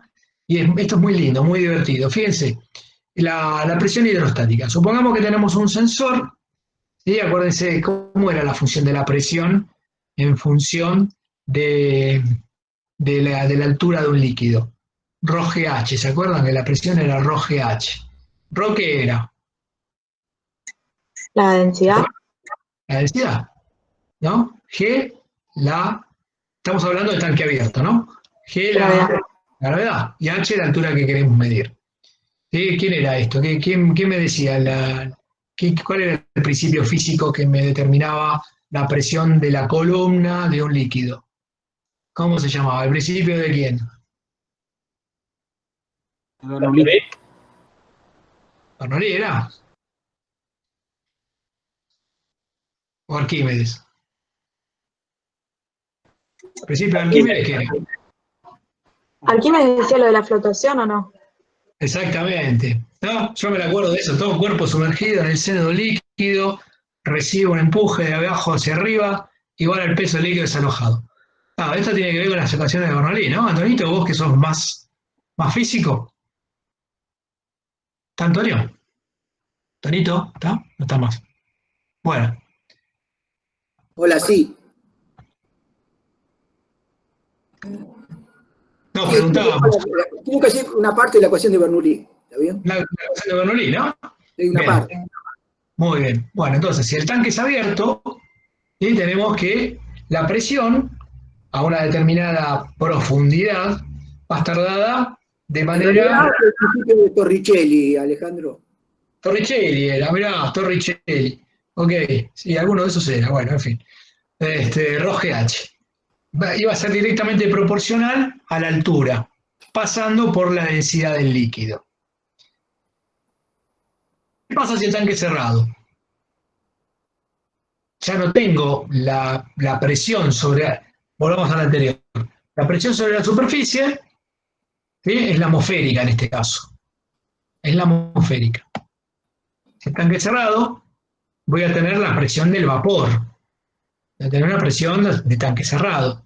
Pero en este caso, si en lugar de utilizar un sensor capacitivo que de un lado está puesto a la presión atmosférica, ¿sí? Acá donde dice low, la presión baja, o la presión de referencia, está la presión de referencia, y la presión atmosférica. Del otro lado, tengo la presión de la columna del líquido. Si está cerrado, tengo que colocar otro sensor que me mida la presión del vapor. Y entonces voy a tener una presión diferencial en este caso, ¿no? Un tanque presurizado. La presión del líquido que está en el fondo, o sea, de la altura del líquido, más la presión del vapor.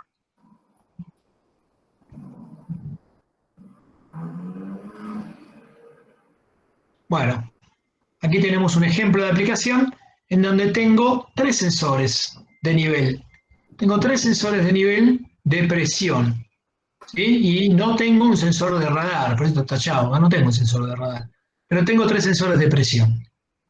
¿Cómo hago para calcular la altura? Incluso voy a poder calcular la densidad, porque en este caso sí puedo no conocer la densidad. Fíjense esta placa. Esta placa, que es la última, simplifica, yo creo que todos los ejercicios que no, Antonio, que les tomamos cuando queremos calcular la presión o el nivel. Con sensores de nivel, ¿sí? ¿No es cierto? Sí, sí. Esto significa todos los ejercicios que nosotros les tomamos relacionados con la medición de nivel y densidad de un tanque que puede estar abierto o puede estar cerrado. Si el tanque está cerrado, fíjense que yo puedo colocar uno al nivel 0, de donde yo quiero considerar mi altura del tanque. Otro lo voy a poner a una altura que voy a llamar la altura de referencia, que es una altura conocida, H2. H1, que es la variable, que es lo que yo quiero determinar.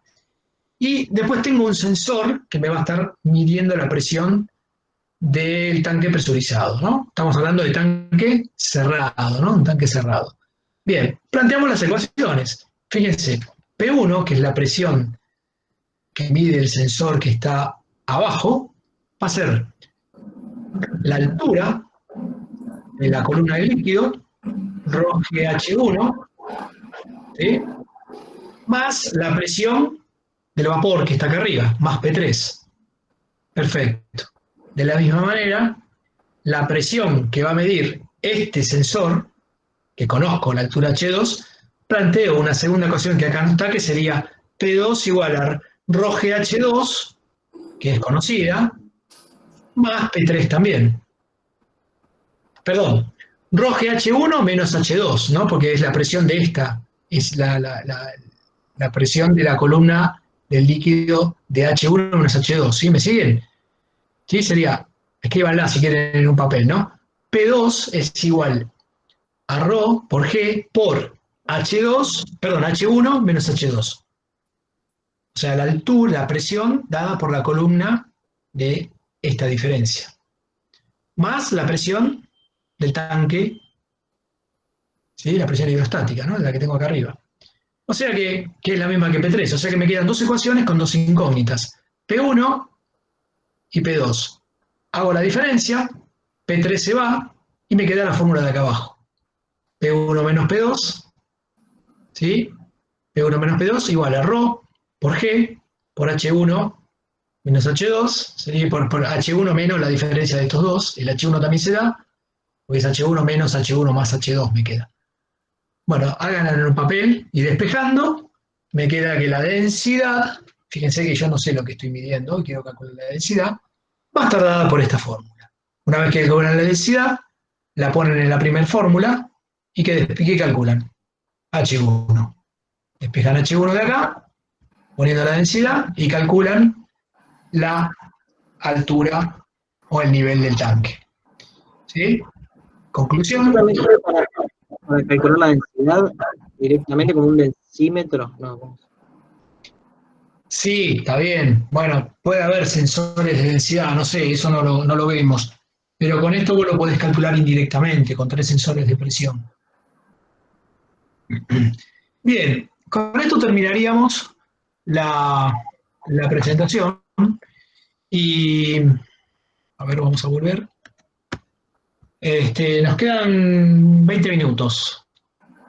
No sé si quieren, yo diría aprovechar para sacarse dudas. Terminó la presentación, ¿no? ¿Me ven a mí ahora? Sí, creo que sí, ¿no? Sí, tenemos a vos. Perfecto, perfecto, Manuel. Bueno, nos quedan 20 minutos. Si quieren, podemos seguir con sensores de presión, o podemos sacarnos dudas, aprovechando porque veo que están un poquito flojos con los conceptos, hacemos alguna revisión, lo que ustedes quieran. Son 20 minutos que quiero interactuar con ustedes para que no se aburran y además se saquen las dudas, ¿no es cierto? Estaría a ver algún par de preguntas tipo, como para ir viendo en qué deberíamos reforzar. Dale. A ver, vamos a abrir. A ver, voy a abrir otra presentación.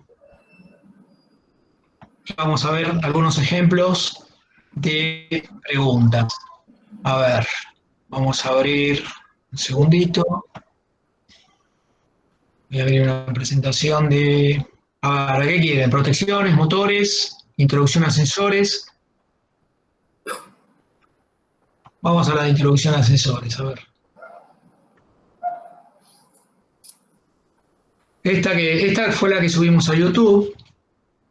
Esta la subí a YouTube. No la hicimos acá en clase, pero vamos a verla, a ver. Un segundo.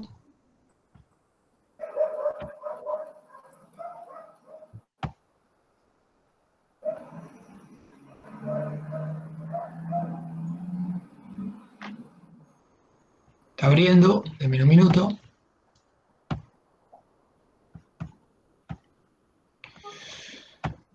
Bueno, mientras, a ver, me voy pensando, a ver, ¿cuál es la diferencia entre exactitud y precisión?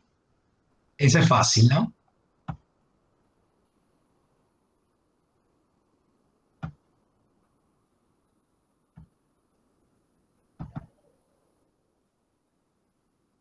Chicos.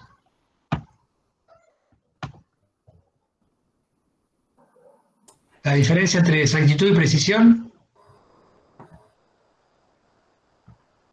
Exactitud es lo lejos que estoy del valor real, y precisión es la diferencia entre todos los valores medidos. Bueno, a ver. Exactitud tiene que ver con de una medición, ¿no es cierto? ¿En qué tanto apartado estoy de la medición real? ¿Sí? De la medición real. Es decir, supongamos, yo quiero medir 100 grados centígrados, un sensor de temperatura, quiero medir 100 grados centígrados. Y la medición me da 20 grados centígrados, o 80 grados centígrados. Me da apartado, no es para nada un sensor exacto. Pero supóngase que ese sensor me da 80, 81, 81,5, 81,4, 79,8. O sea, la dispersión entre diferentes valores, a ver si puedo ver ahora, ahí estoy, ahí se ve la introducción. Sí, se ve. Bueno. Entonces, la diferencia entre una medición y otra es muy poca. Es decir, están todos los... Acuérdense cuando vimos esta parte, habíamos hablado del tiro a blanco, ¿se acuerdan? Habíamos hablado del tiro a blanco. Si las mediciones están apartadas de mi valor real, pero están muy juntitas, significa que es preciso, ¿sí? Pero no es exacto porque está apartado de mi valor exacto. Si está apartado y además disperso, no es ni preciso ni exacto.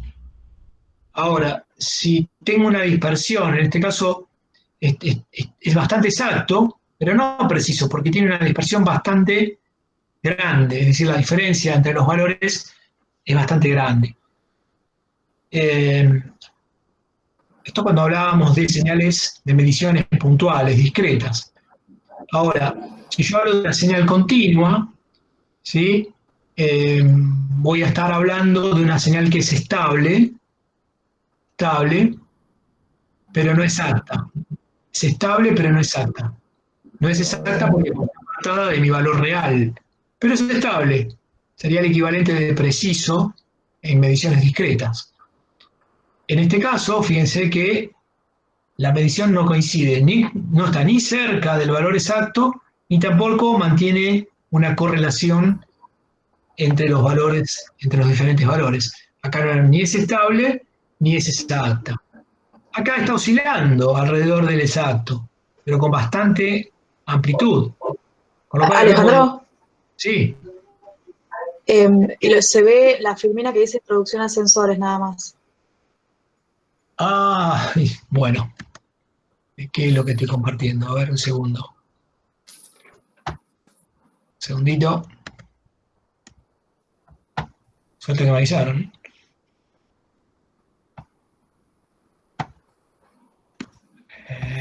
A ver.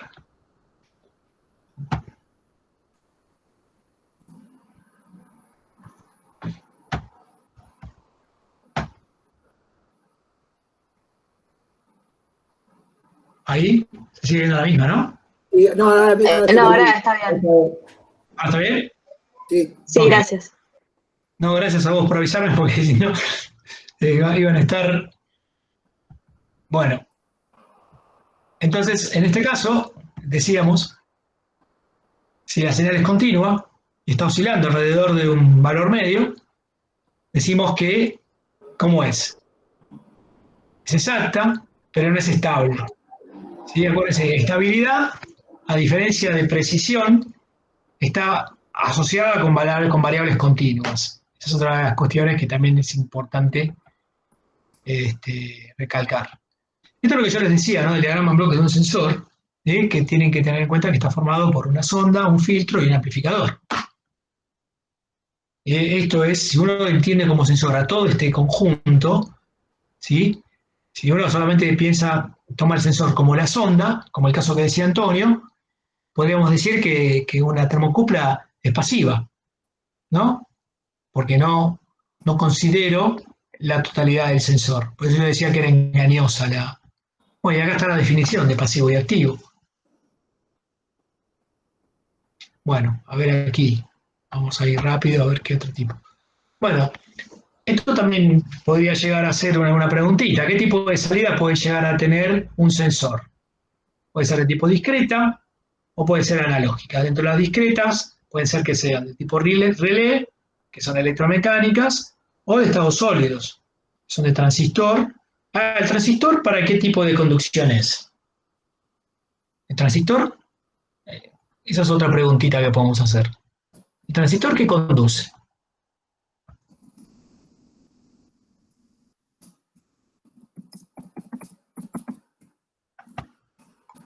¿Corriente continua, corriente alterna? ¿Se acuerdan? ¿Continua era? Continua. Continua, muy bien. El transistor es una salida del tipo discreta, electrónica, apta para corriente continua. El triac, ¿sí? Vamos a poner acá. Esto es apto para corriente continua. Triac, ¿para qué? Si quiero tener una salida electrónica que me permita conducir ambos sentidos de la corriente, uso un triac. Ahora, ¿en qué casos voy a usar una salida tipo relé, o sea, mecánica, y una salida de tipo electrónica? Supongamos que, bueno, mi corriente es continua. ¿Qué uso? ¿Un transistor o un relé? ¿Qué me va a definir qué uso una cosa o la otra? La velocidad que necesite. La velocidad, muy bien, dale. La velocidad de conmutación, ¿no? La frecuencia. A ver, si yo lo que quiero es hacer maniobras rápidas, es decir, donde tengo trenes de impulsos que conmutan a una frecuencia muy elevada, las salidas electromecánicas tienen el efecto del delay de la activación y desactivación. En cambio, las salidas electrónicas no. Un ejemplo, a ver si se acuerdan de esto, lo teníamos en donde, cuando yo expliqué motores. A ver, miren, voy a ir a ver, voy a abrir, a ver si hago rápido. Voy a abrir otra turbina. ¿Se acuerdan cuando teníamos que hacer la variación de velocidad de un motor de corriente continua? ¿Cómo lo hacíamos? La variación de velocidad de un motor de corriente continua. ¿Con qué lo hacíamos?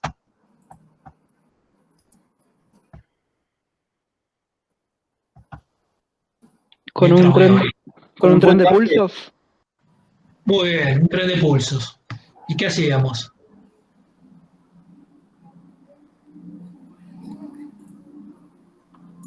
Eso lo hacíamos, lo vimos en, ya ni me acuerdo en qué presentación estaba. Bueno, si teníamos que modificar la velocidad de un motor de corriente continua, lo que hacíamos era le aplicábamos un tren de pulso. ¿Y qué variábamos del tren de pulso para que varíe la velocidad? El ancho de ese pulso, ¿no? ¿Se acuerdan del duty cycle o el ciclo de trabajo? Ciclo de trabajo, ¿se acuerdan de eso? Y la velocidad iba a estar dada por el valor promedio. A ver si alcanzo a... Acá está, bien.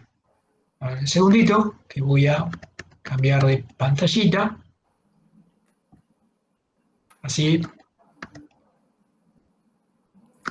Volvemos a esta otra.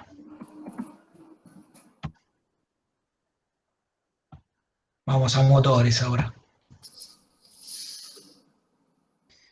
Ay, ay, ay, ay, ay.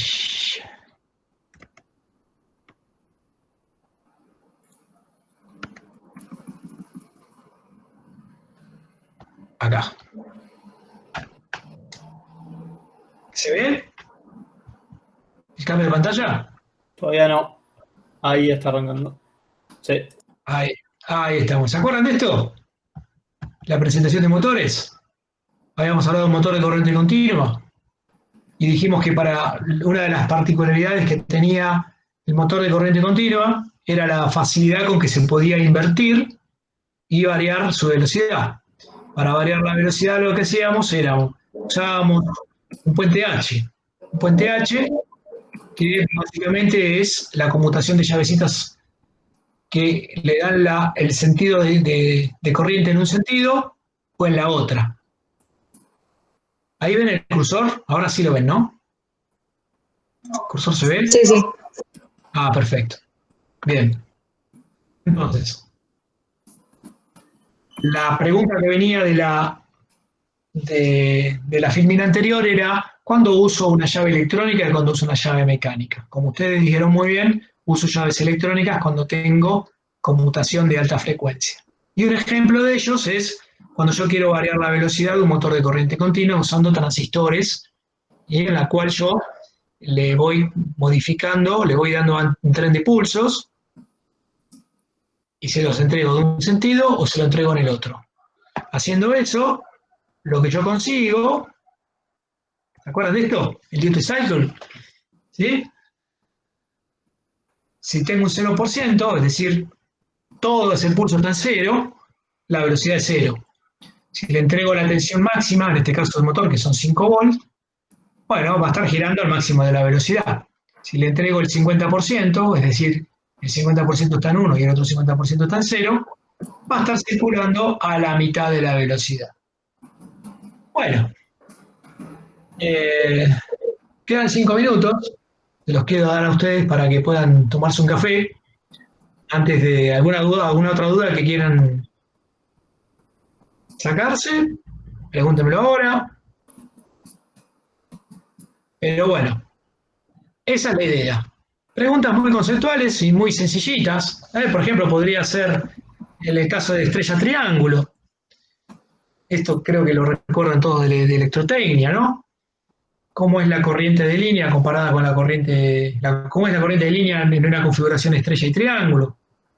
Bueno, ¿cuánto cambia en una? Bueno, ¿cuántas veces es una sobre otra? No se asusten, ¿eh? Esto podría ser otra preguntita. Podemos mostrarle esta placa y le decimos, bueno, ¿dónde está conectado en estrella? ¿Dónde está conectado en triángulo? ¿Cuántas veces la corriente, miren cuántas preguntas hay para hacer, cuántas veces la corriente de estrella versus a la de un triángulo? Miren, acá está. Acá está. ¿Se acuerdan de esto? Esto me acuerdo perfectamente cuando se los dije. 3 veces, ¿no? Miren acá. Esta es la intensidad, ¿sí? Sobre la intensidad nominal, que siempre es constante. en una configuración directa. ¿La directa cuál es? La estrella, ¿no? La triángulo, ¿no? El triángulo. Y este es el acoplamiento estrella.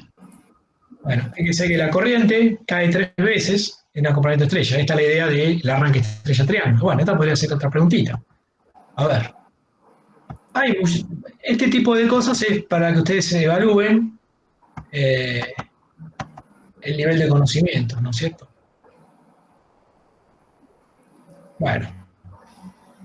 Esta es la parte motora, esta también ya la vimos. ¿Se acuerdan que esta era la caja de Bornes de un motor que tiene rotor bobinado? Rotor bobinado, ¿cuál era la principal ventaja que tenía con el rotor de jaula de ardilla? Porque, digamos, con todas estas configuraciones anteriores de los motores, ¿se acuerdan? Estrella triángulo, arranque con resistencias estatóricas, con autotransformador. Lo que conseguíamos era disminuir la corriente de arranque, pero ¿qué cosa no lográbamos? Digamos, ¿a costa de qué hacíamos eso? Del par de arranque, va del par. Muy bien, el par de arranque. ¿El par de arranque cómo era? En todas esas configuraciones. Era mucho más chico. Acá lo tenemos, fíjense. El par es muy bajo. Arrancamos, es muy bajo, siempre. Entonces, el motor con rotor bobinado, vamos a la curva. ¿Se acuerdan que yo les hablaba de que tenía quinta, que yo arrancaba con este, después le sacaba este, después le sacaba este? ¿No? Básicamente el cortocircuito, en lugar de tener un cortocircuito, que lo hago acá en este último empalme, digamos, ahí tendría el equivalente a un rotor en cortocircuito, le voy agregando resistencias en serie con el rotor. ¿Qué conseguía con eso? Claro, ir teniendo, fíjense, en el caso del par, miren acá, arranco con un par espectacular. Fíjense, este par es para la mayor resistencia. La medida que voy sacando digamos, la medida que va ganando velocidad, esto es la velocidad, va cayendo el par. Y en la medida que cae el par, le saco resistencia. Cuando le saco resistencia, vuelvo a subir. Con el rotor bobinado, lo que consigo es mantener el par entre un mínimo y un máximo. Bueno.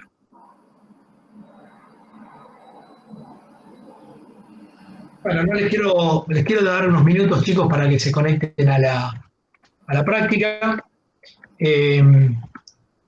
Nos está grabando. Entonces queda definido de acá 2 martes, o sea, el martes 2 de junio sería. Sí, a ver. Vamos a ver, depende si terminamos neumática la semana que viene. La otra, o sea, dentro de 15 días, tomaríamos esto. Si capaz que nos lleva una clase más, neumática, porque neumática también tiene su grado de complejidad. Si nos lleva una clase más, esperamos otra semanita. Si ustedes me dicen, dame una semana más, se las damos igual. O sea, la idea es que no queremos presionarlos, no queremos que lo tomen como que esto es el mega parcial, pero la intención es que hagamos una autoevaluación y que cerremos una etapa de la materia, ¿no es cierto? Es decir, bueno, llegamos hasta acá, vimos la primera parte, vimos motores, vimos sensores, vimos lógica cableada, vimos neumática. Bueno, tomemos un parcialito con una nota de concepto para cerrar ya el ciclo y pasar a la segunda parte, que es más entretenida, de PLC. Esa sería la idea. Si ustedes me dicen, no, ¿por qué no danos una semanita más? Yo no tengo problema. Total, tenemos como 15, no sé, 17 clases todavía. Ahí está la sexta. Tenemos tiempo. No hay apuro. Como ustedes se sientan más cómodos, porque también está la situación y el entorno que estamos viviendo todos, yo no quiero presionar a nadie. Esto no es obligatorio tampoco. No es un parcial, no es un parcial. Como ustedes quieran. Bueno. Listo, chicos. Entonces dejo de grabar acá y la subo también la voy a subir a YouTube. ¿Sí? Esta misma